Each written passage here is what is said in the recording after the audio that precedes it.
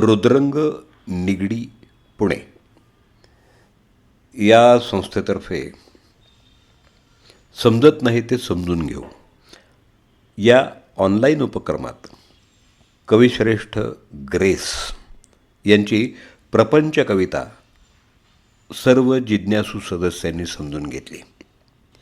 त्या कवितेचं रसग्रहण आता सर्व काव्यप्रेमींसाठी. लेखन रमेश यशवंत, अभिवाचन दत्ता सरदेशमुख. प्रपंच.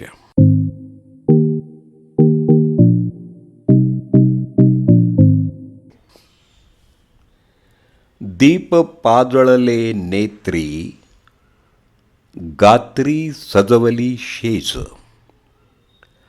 रंग वादळा सारखे आले क्षितिज भरून. माझा आंधळा प्रपंच झाडे श्रावणा सारखी.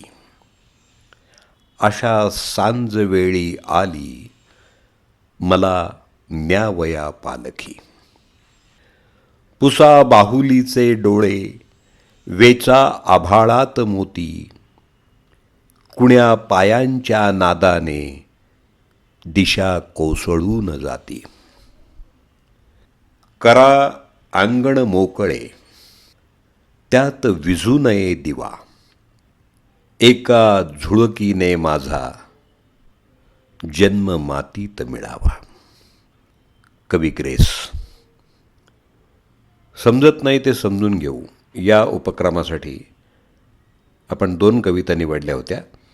त्यापैकी कविवर्य ग्रेस यांची प्रपंच ही कविता समजून घेण्याचा आपण आता प्रयत्न करूया. ग्रेस यांची कविता समजून घेण्याआधी 2 गोष्टी आपण लक्षात घेतल्या पाहिजेत. पहिली गोष्ट अशी की ग्रेस म्हणजे कुसुमाग्रज, विंदा करंदीकर, पाडगावकर यांच्या जातकुळीतले कवी नाहीत.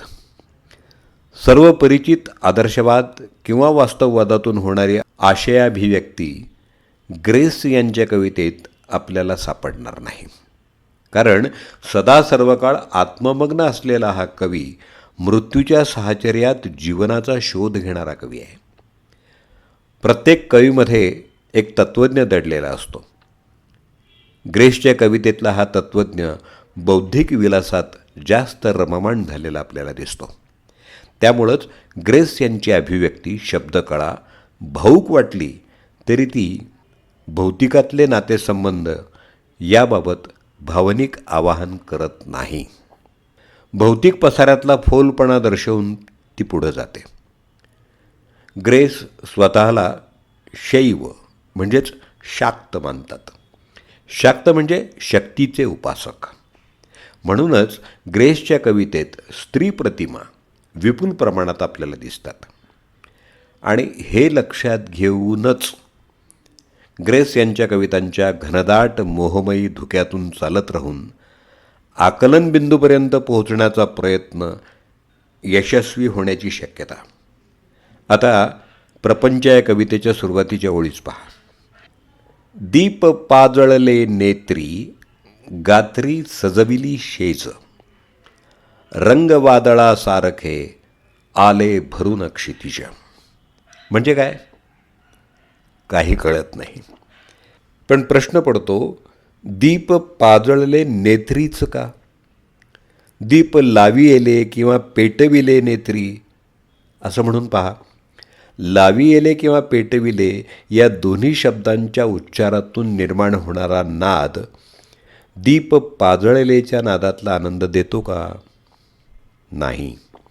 शब्दांचा अर्थ सारखाच वाटला तरी दीप पाजळले नेत्री म्हणण्यामध्ये जी गोडी आहे, सुगंध आहे, तो पेटविले लाविलेमध्ये अजिबात नाही.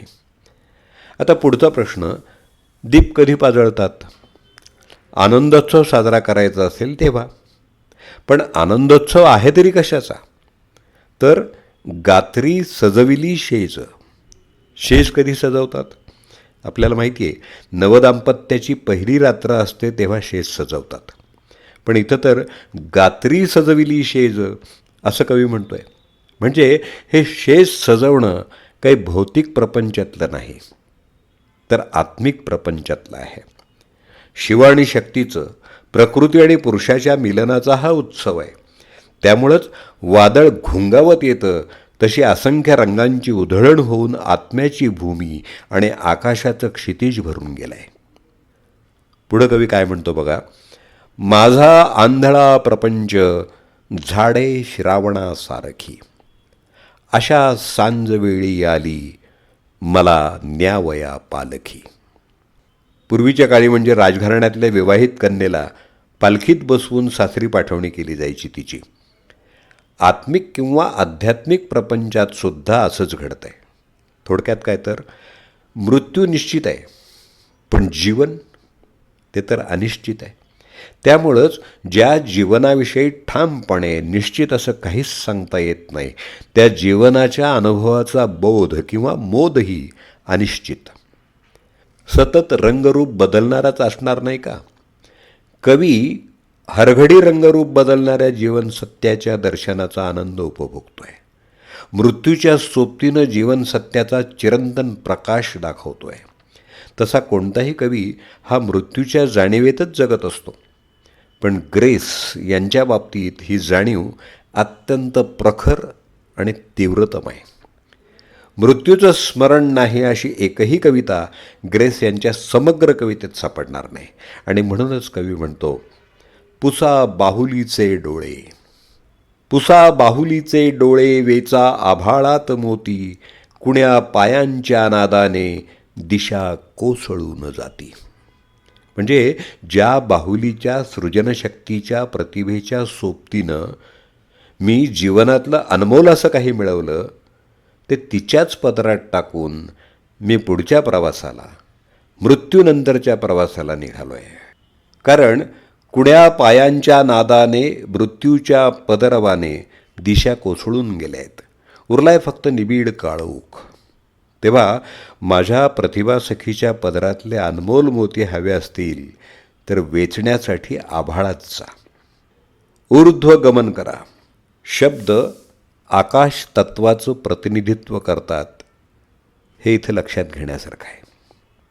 पुढं कवी काही काळापुरता स्वतःबरोबरच रसिकाचा निरोप घेतो आहे.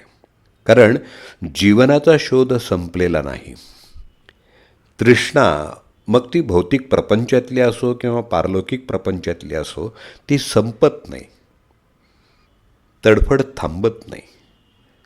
करा अंगण मोकळे त्यात विझू नये दिवा, करा अंगण मोकळे त्यात विझू नये दिवा, एका झुळुकीने माझा जन्म मातीत मिळावा. करा अंगण मोकळे म्हणजे नवीन जन्माच्या स्वागतासाठी असा दिवा लावा जो कधीच विझणार नाही. माती असशी मातीशी मिळशी या उक्तीप्रमाणे एका झुळुकीतच माझा जन्म मातीत मिळू दे. कारण मातीत मिसळून गेल्याशिवाय नवा जन्म नाही, मरणाहूनही सुंदर असं जीवन नाही. मित्रहो, कवी ग्रेस यांच्या प्रपंच या कवितेचं आकलन जे मला झालं ते शब्दात पकडण्याचा मी प्रयत्न केला आहे. तो कितपत यशस्वी झाला आहे हे जाणकारांनीच ठरवायचं आहे. कारण अनेकार्थता हे श्रेष्ठ कवितेचं एक सर्वमान्य वैशिष्ट्य आहे.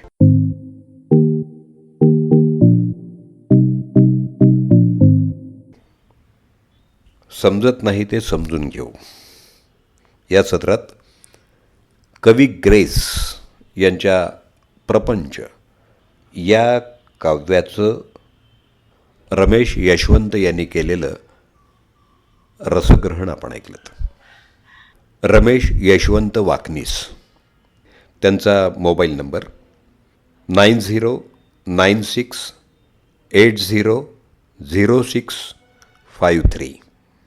अभिवाचन दत्ता सरदेशमुख. 8329730186.